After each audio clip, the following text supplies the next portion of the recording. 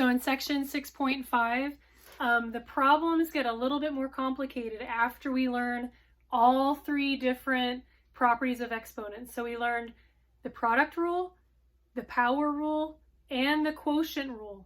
So now I have a few examples up here to make sure that it, again, will give us a good start on the homework to understand what we're going to be doing when we're applying multiple properties within the same problem. So the first example I have is a pretty simple one. It's just p over 5, and all of that is to the third power. So again, this is a monomial.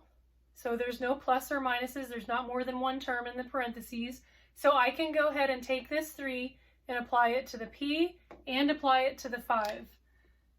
So I would have p3 over, and if I were to have 5 to the third power, 5 times 5 times 5 equals 125.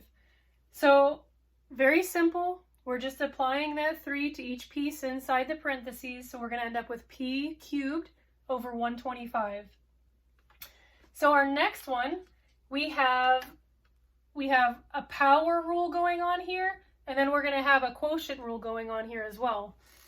So when I rewrite this, I want to rewrite this as a to the what? Well, we're going to multiply the inside and the outside according to our power rule. So a to the second all to the third would be a to the sixth, correct? 2 times 3 is 6. And on the bottom we have a to the fourth. So what would that simplify to? Well, we have 6 a's on top and 4 a's on the bottom. So all 4 a's on the bottom are going to cancel out, leaving us with 2 a's on top.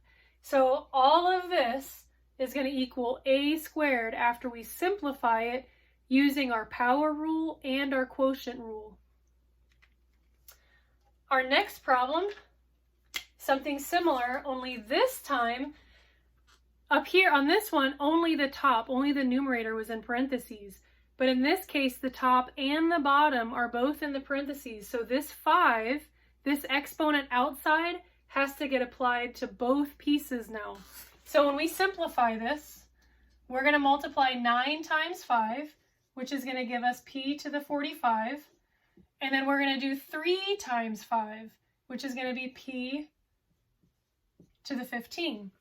Now, when we see that, it might be really easy to want to divide 45 by 15. That's how we're doing. Remember, our quotient rule says if you're dividing like variables, you subtract the exponents, okay? So if we subtract, so again, we can subtract from top to bottom because the top is the bigger number. So 45 minus 15 is going to be p to the 30. And since the higher number is on top, we won't be left with a fraction. So p to the 30th.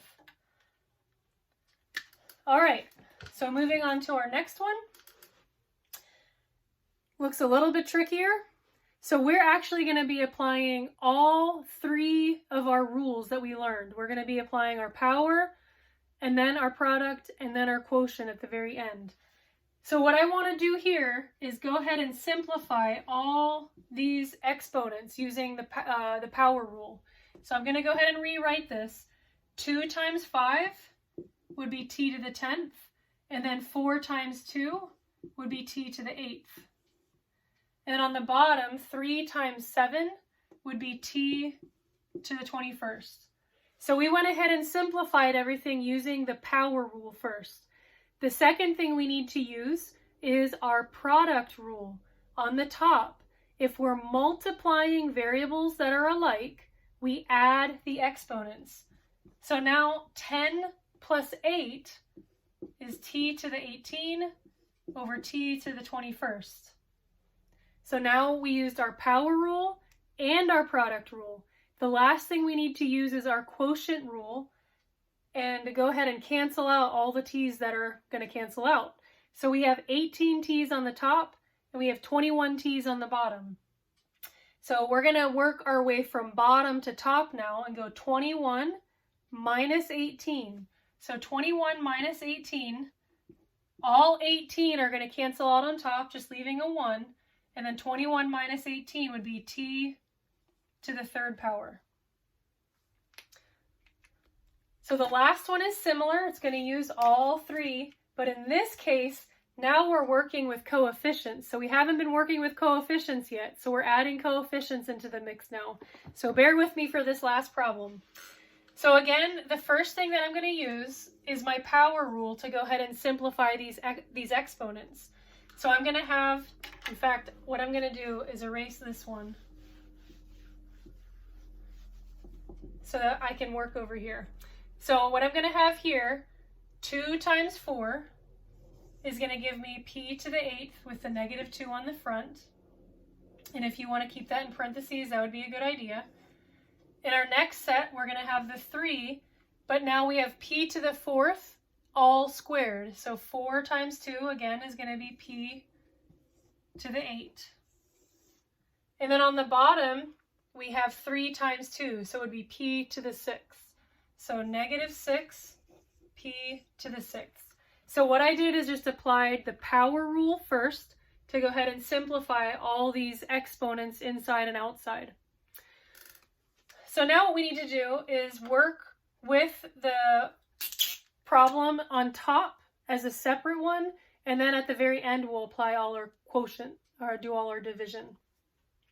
So the first thing I'm going to do is multiply the negative 2 times the 3.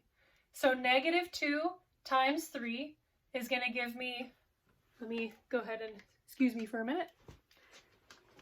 I dropped my paper towel. Let me go ahead and erase some of this here. I knew I'd run out of room on this one. So negative 2 times a 3 is a negative 6.